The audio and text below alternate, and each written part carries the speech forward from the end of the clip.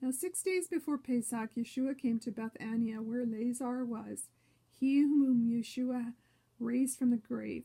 And they made a banquet for him, and Martha was serving, and Lazar was one of the guests who were with him. And Maryam took an alabaster vase of very expensive perfume of the choicest nard, and anointed the feet of Yeshua, and wiped his feet with her hair.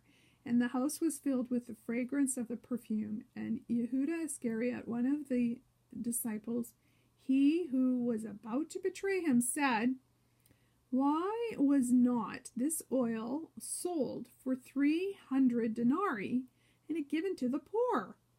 But he did not say this because it was for the poor, but he cared because he was a thief, and the treasury bag was with him, and whatever would fall into it, he would carry.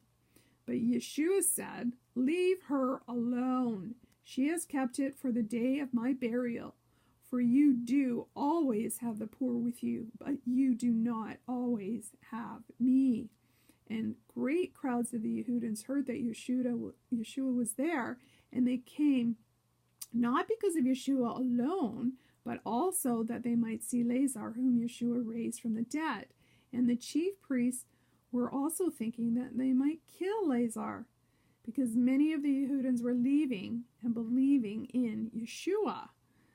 On the next day, the great crowd had come to the feast when they heard that Yeshua was coming to Jerusalem.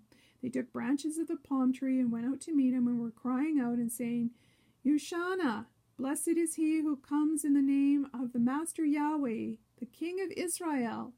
And Yeshua found a donkey and sat upon it, as it is written, "Do not have fear, daughter of Zion. Behold, your king comes to you, and is mounted upon a colt, a foal of a female donkey."